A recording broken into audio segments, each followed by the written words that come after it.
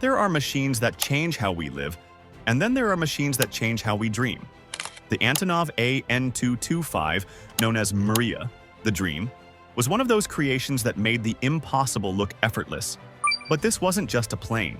It was a statement of power, pride, and vision during a time when the world was split between two superpowers, racing not only to conquer space, but to dominate the skies that reached toward it. The An-225 wasn't born from profit or practicality. It began with a question whispered during the Cold War. Can we build something so enormous, so powerful, that it can lift another machine into the heavens? In the early 1980s, the Soviet Union was deep in its space race ambitions.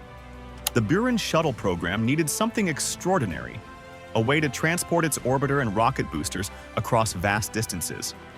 Roads were too narrow, ships too slow, and the only path left was the sky. So the question became simple. Could humans build an aircraft powerful enough to carry another spacecraft on its back? In Kyiv, Ukraine, the Antonov Design Bureau took on the challenge.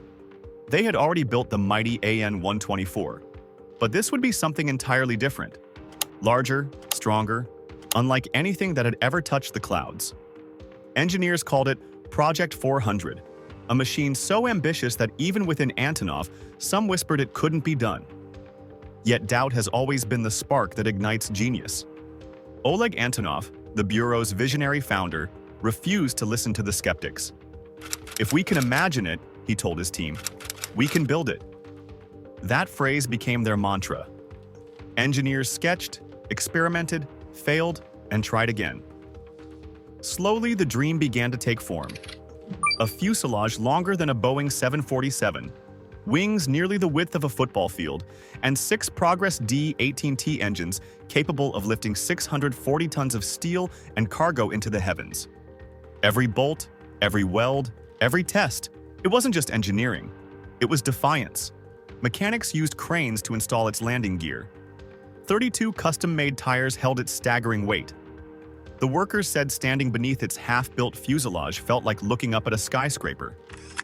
And yet, despite its monstrous size, the An-225 wasn't crude. It was graceful, aerodynamically refined, balanced, elegant in its symmetry. Its name reflected that beauty, Mriya, Ukrainian for the dream. Then came the day that changed aviation forever. In December 1988, after years of design and sleepless nights, the An-225 stood on the runway at Hostomel Airport. The air was frozen still. Engineers lined the tarmac, holding their breath. When the 6 turbines ignited, the sound wasn't a roar, it was an earthquake. The ground trembled, the hangars shook, and the smell of burning jet fuel rolled over the crowd like thunder. It began to move, slowly, deliberately. The runway seemed too short, the sky too low. And yet, after a few seconds, the nose lifted. The impossible had just taken flight. Can you imagine being there, watching 600 tons of steel and power rise like a living thing? The An-225 climbed, smooth and steady, before disappearing into the clouds. The men and women who built it stood in silence until someone began to clap. That applause spread through the crowd like wildfire, because they all understood what they'd just seen. Humanity had crossed another invisible line. Its first mission soon followed, to carry the Soviet Buran shuttle on its back. When the world saw the photos, disbelief turned into awe. A plane carrying a spacecraft. It was a sight no one thought possible. Even amid the Cold War, this moment inspired something rare: shared wonder. But history has a cruel way of testing greatness. The Soviet Union collapsed, and with it, the funds and purpose for many of its grand projects. The Buran program was canceled. The mighty An-225, once a symbol of innovation, suddenly had no mission, no budget, no future. It was stored away in a quiet hangar, engines silent, its massive frame gathering dust. Years passed. The world moved on to smaller, more efficient aircraft. The dream seemed forgotten. Yet among aviation enthusiasts, the name Mriya still carried power. It wasn't just an airplane. It was proof that human beings could build something that defied imagination. And fate wasn't done with the An-225 yet. Though it was created for the space race, Its real legacy would emerge in a different world, one that needed a giant not for war, but for unity. When Mriya returned from the shadows, it didn't come quietly. It came roaring back into a world that had learned to build smaller, lighter, faster. Yet nothing could replace the one machine that could carry the impossible. Antonov Airlines saw potential in the giant that had once carried a space shuttle. With modifications, Mriya became a global lifter, a savior of logistics. Its 88-meter wings could now support missions no other aircraft dared attempt. When it was unveiled again, airport crowds gathered just to watch it taxi. Children pointed, adults froze, phones rose like a salute to history. People didn't just see an airplane. They saw a miracle moving before their eyes. Inside, Mriya was just as extraordinary. Its cavernous fuselage stretched over 40 meters, large enough to swallow a Boeing 737 whole. The cockpit sat high above the main deck, accessible only by a narrow ladder. 6 crew members, pilot, co-pilot, navigator, radio operator, and 2 engineers, managed a symphony of switches and analog instruments commanding 6 monstrous D-18T engines. Down below, 32 wheels spread across the landing gear like the legs of a mechanical creature. 4 of them could steer, giving this 600-ton colossus the ability to turn on a runway just 60 meters wide. The nose gear could even kneel, lowering the front to load cargo. Watching it happen felt surreal, a machine bowing before its next payload. Loading Mriya was a ritual of precision. When the nose lifted, a tongue-like ramp unfurled. Engineers assembled a track system extending outward like the spine of a dragon. Using winches and cables, the crew would pull enormous cargo into the hold, sometimes centimeter by centimeter, ensuring perfect balance. One wrong calculation could risk catastrophe. What kind of cargo did it carry? Everything that defied reason. Giant turbines, locomotives, entire wind turbine blades, even 16 shipping containers at once. People joked that if you couldn't move it by sea, you called Mriya. But beneath the spectacle was something deeper. This machine, born from the ambition of a fallen empire, was now uniting the planet it was once built to intimidate. It carried humanitarian aid, medical supplies, and relief materials to disaster zones. Its blue and yellow livery became a global symbol of resilience. Everywhere it landed, crowds gathered. In Canada, Germany, Australia, thousands came to watch it descend. Seeing Mriya was like spotting a myth made real. Inside, it wasn't luxurious. There were no first-class seats or gold panels, just wires, tools, and the smell of hydraulic oil. Pilots described it not as a machine, but as a companion that demanded respect and rewarded loyalty. They said it had moods. Some days it climbed effortlessly. Others, it fought the wind like an animal refusing to yield. But when Mriya flew smoothly, it felt alive. And then came the day when purpose turned to legend. In early 2022, Mriya was stationed in Hostomel, Ukraine. Its final mission had been one of mercy, transporting 90 tons of COVID-19 test kits from China to Denmark. Around the world, headlines echoed its name once again, the giant that still served humanity. But weeks later, war reached the skies over Hostomel. Russian troops invaded the airfield, and chaos consumed the hangar where Mriya rested. For days, the aircraft's fate was unknown.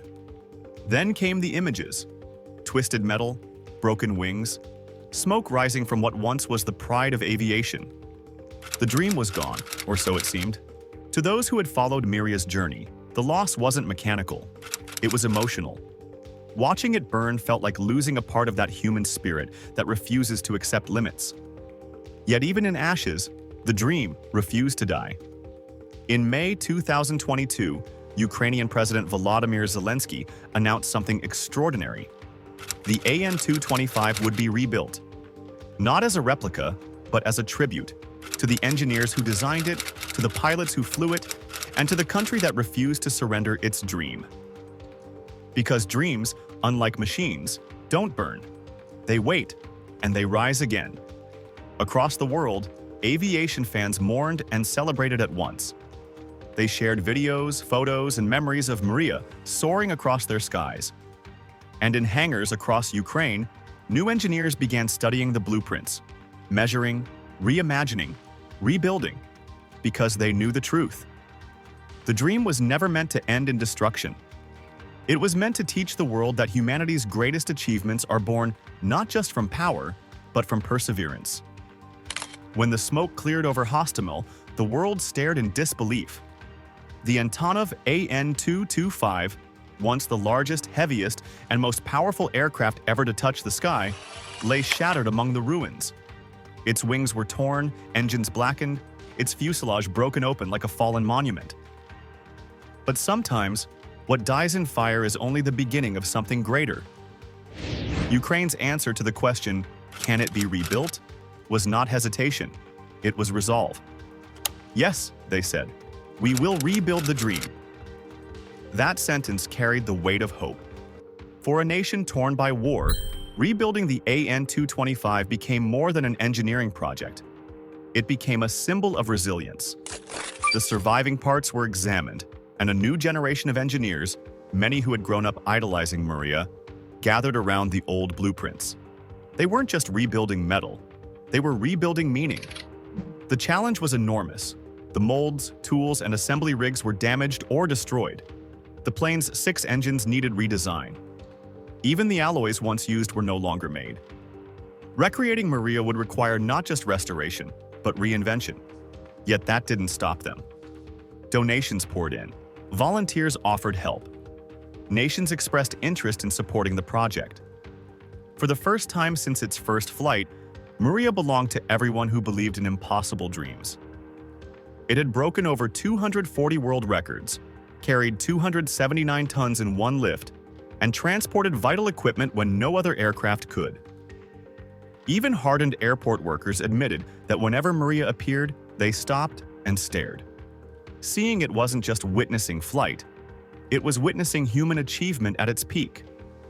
But legacy isn't built in metal, it's built in hearts. Every person who stood under its shadow carried a story. Parents lifted children onto their shoulders to watch it taxi. Photographers waited hours for that perfect takeoff shot. Engineers studied its structure, inspired to dream higher. Even in destruction, Mriya continued to do what it always had: inspire. Ukraine's promise to rebuild became a rallying cry, proof that even when everything is taken, you can still choose to dream. Antonov revealed that a second, unfinished An-225, a skeleton stored in a separate facility, could become the base for the new one. Quietly, methodically, they began again. Because the dream wasn't meant to end in ashes. It was meant to remind us of endurance. Years from now, when the new Mriya finally takes flight, it won't just be a plane returning to the skies. It will be history correcting itself. The sound of its 6 engines will roll across the earth like thunder once more. But this time, it will carry more than cargo. It will carry remembrance, unity, and pride. Imagine that moment. The runway stretching before it, sunlight gleaming on its titanium skin, engines igniting one by one, a rising growl that builds into a roar. Crowds will gather again, just like in 1988, holding their breath as the giant begins to move. Slowly at first, then faster, until its wheels leave the ground. And in that instant, humanity will have done the impossible, twice. Because that's what Mriya was always about.